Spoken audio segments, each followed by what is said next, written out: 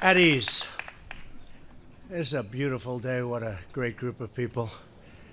Star athletes and stars in every way. It's an honor to have you at the White House. Today it's my honor to present the Commander-in-Chief's trophy for the second year in a row to the Army Black Knights.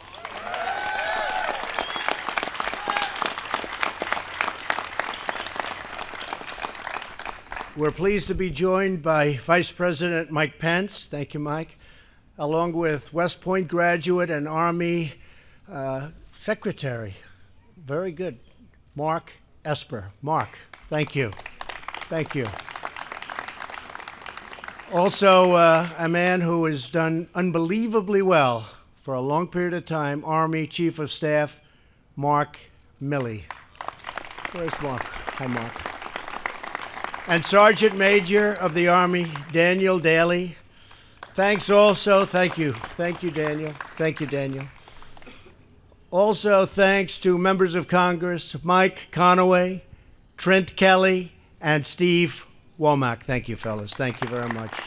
Thank you. I especially want to welcome West Point Superintendent, Lieutenant General Darrell Williams. Thank you, Darrell. Great job.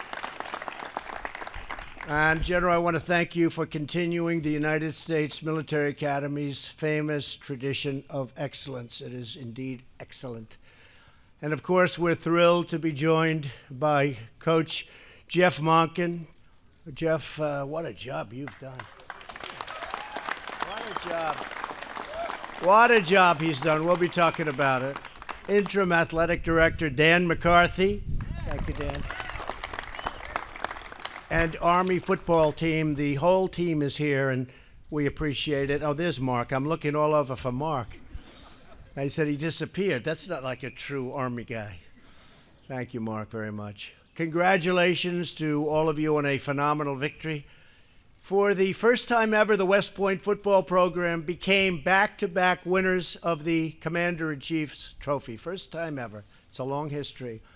With 11 victories last season, you won more games than any other Army team in history. Pretty good. Pretty good. Over the last 2 seasons, you've won 21 of your last 26 games, and you now hold the second longest active winning streak in college football, trailing only a team called Clemson, the Clemson Tigers. Did you ever hear of that team? Did you ever hear of that team, fellas? They're a good team, too. They were here. They were here. Every time you enter the field, you prove that you are Army strong. You clinched the Commander-in-Chief's trophy in a hard-fought victory against Air Force. You led the first half as co-captain Darnell Walfark scored the first of 2 unanswered touchdowns. Where's Darnell? Come here, Darnell. Come on, Darnell. On behalf of the Army football team, I just want to thank everybody for coming out. All the support has been amazing. Go Army.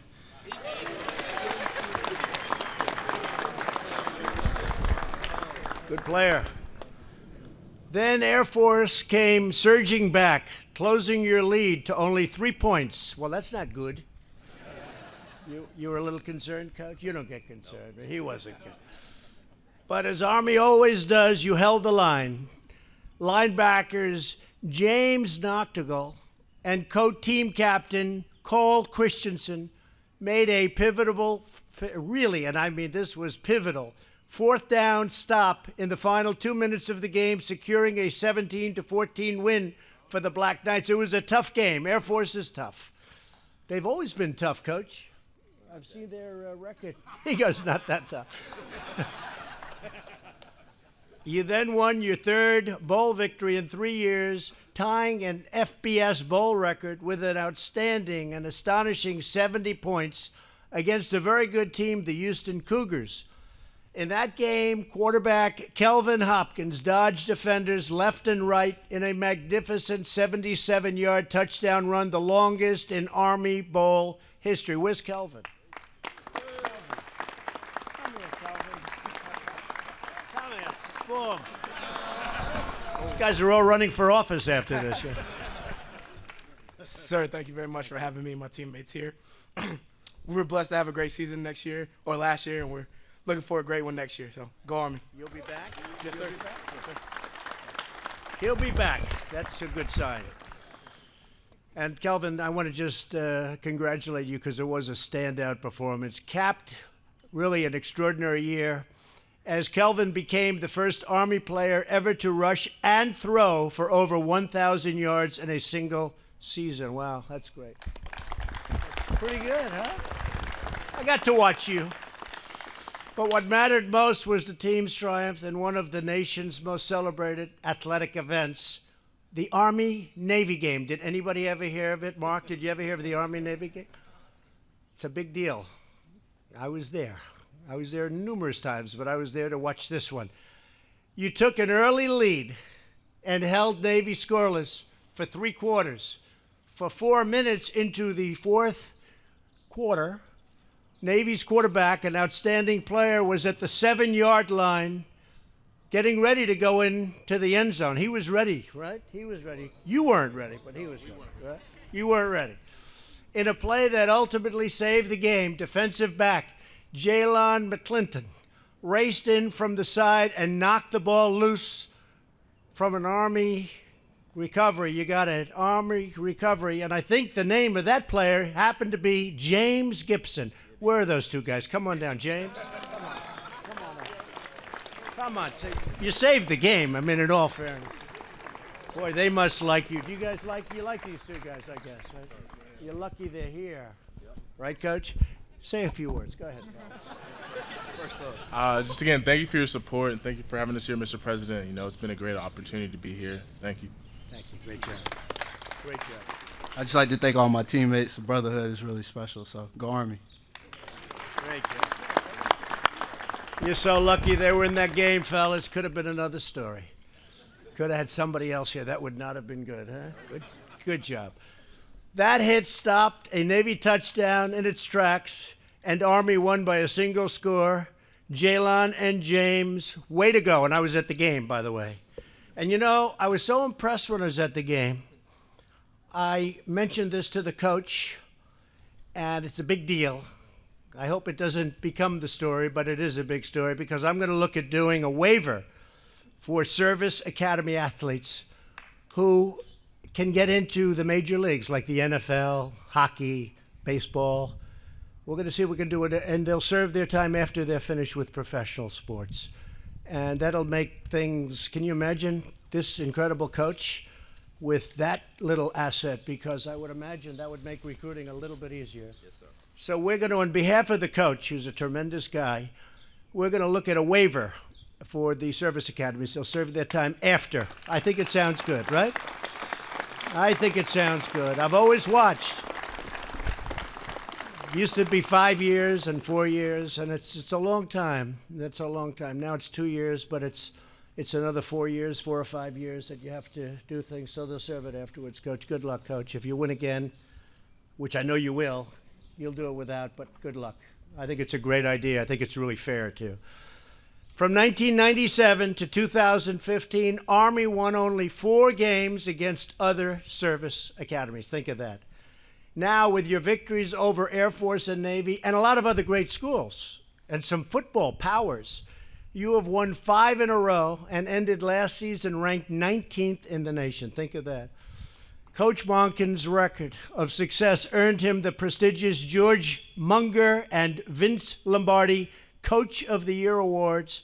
And Coach, I just think it's an amazing job that you've done. And I really want you to come up and say a few words, Coach, because a few people have been able to do in the coaching world what you've been able to do. And you did have that little bit of a restriction. Some people would call it a lot, and you still always seem to win. So, Coach, say a few words, please.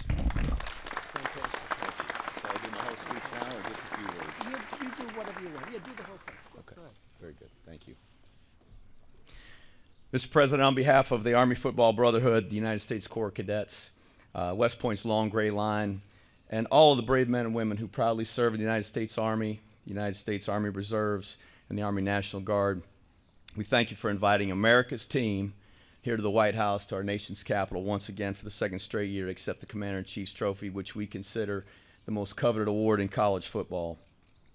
It's a privilege and an honor for us to be here with you once again. These young men and their classmates in the Corps represent our nation's very best. Their commitment to put country before themselves is what sets these men apart, and it sets them apart from common men. And it's the same commitment that they have to each other. Jalen McClinton mentioned the brotherhood and how special that is. There's just an incredible loyalty on this team and a commitment to serve this team, and that's allowed them to experience record-setting success in a program with an already unbelievable football history, the national championships and the Heisman trophies and the great teams that people have talked about. It's unbelievable to have a team like this join the history of Army football. It's a tough team, and these are tough players, tough bunch of guys. They fought their way to 11 wins, and as you mentioned, 21 wins in the last 2 years. Our 20-plus seniors have led a resurgence in Army football, but what makes me most proud is the commitment that they make beyond the field, the accomplishments still to come for this group of young men, as each of them will serve as officers of the United States Army. As most college football players prepare for upcoming seasons while earning their degrees, preparing them for a career beyond football, ours also prepare to fight our nation's wars. In a speech to our Corps, Army Chief of Staff Mark Milley said, "You came here to fight, and fight you will."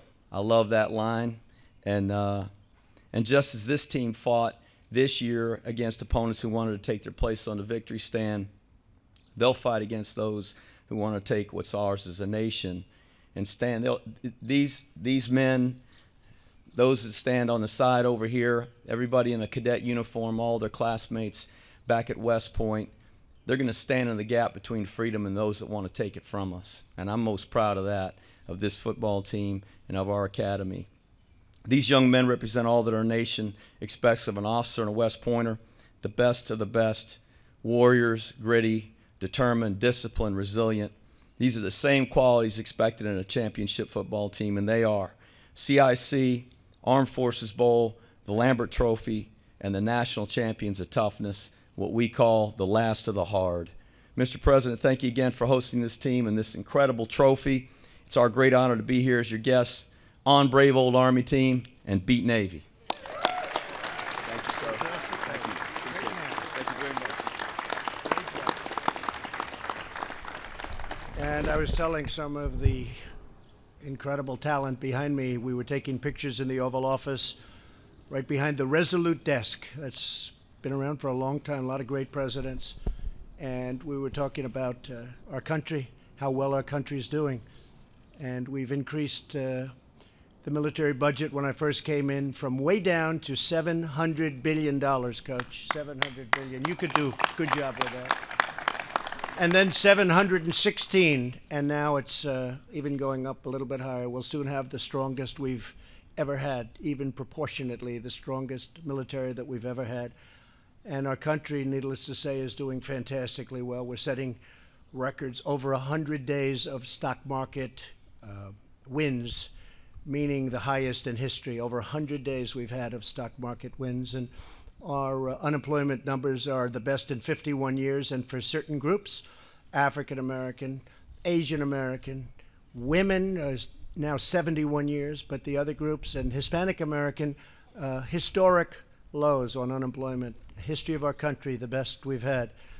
So we're very proud to have everybody with us, and I have to say, as president, I have no greater honor than to serve as the Commander-in-Chief of America's Armed Forces. I'm very proud of it. I know that all of you are a great football team, but it's not only a football team. You're the future in the United States Army. So important. And I'm very proud of a man named Mark Milley, who's sitting right here, because he's done a fantastic job. And come here, stand up, Mark. We introduce you, but you don't like to stand up. He just likes to win. He doesn't want people talking about it. He just wants to win, right, Mark? Thank you, Mark, very much. I appreciate it. When you first entered West Point, each and every one of you pledged to serve our nation after graduation. You represented the best of America, and millions of your fellow citizens admire and respect you. And I just want to thank you all for your selfless commitment to this country. When he was superintendent of West Point, General Douglas MacArthur, who was one of the best students in the history of West Point, I always used to hear he was the single best, and I don't know how you do that, but he was a great student, a great academic, which a lot of people didn't know. He made athletics a mandatory part of the academy curriculum and set a clear goal. Every cadet an athlete. That's what every cadet an athlete.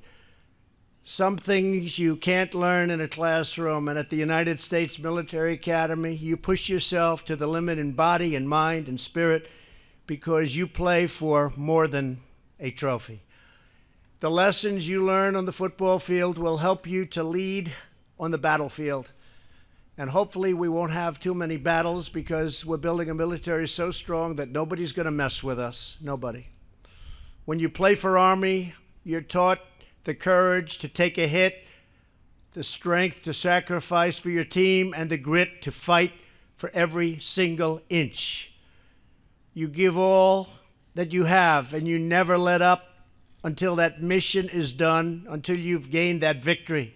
The Army, Navy, Marines, Air Force, Coast Guard, all of the United States Armed Forces are the strongest, toughest, bravest, and fiercest warriors the world has ever known. We have the greatest military right now that the world has ever known.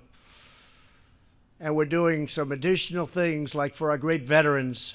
They don't know right now, it looks like so far off, but someday they'll be veterans. We're taking care of our veterans like never before. We just approved, after 44 years, they've been trying to get it, Veterans Choice. Rather than waiting for days and weeks and months to see a doctor, if there's a wait, you go right outside, you get to a local doctor who's a great doctor, we pay the bill, and you get yourself fixed up. They've been trying to get that mark for 44 years, as you know, and plenty of other things have been passed for our great veterans. With us today are 28 seniors on the team who will soon graduate, become second lieutenants, and enter different branches of the Army, including infantry, armor, field artillery, and air defense artillery. Wherever your country needs you, we know you will serve with integrity, loyalty, honor, courage, and an unbreakable will to win, win, win. We love that sound. Don't we love that word? Yep. That's a great word. You know it well. Armies always, and this great Army of ours, always fights to victory, always.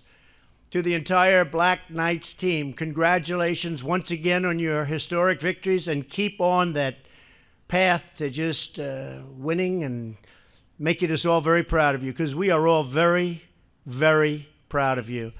So, Coach, I want to congratulate you again. That's an incredible job. The job you've done is like few others, very few others. And I know some coaches. I know some coaches in other leagues. I know some coaches in the NFL. Jeff, they have great, great respect for you as a coach and as a man, and I just want to let you know that. So you know who I'm talking about, right? So thank you all. We'll take some pictures around that incredible trophy, and we'll see you very soon. Thank you very much. Thank you all for being here. Appreciate it. Good.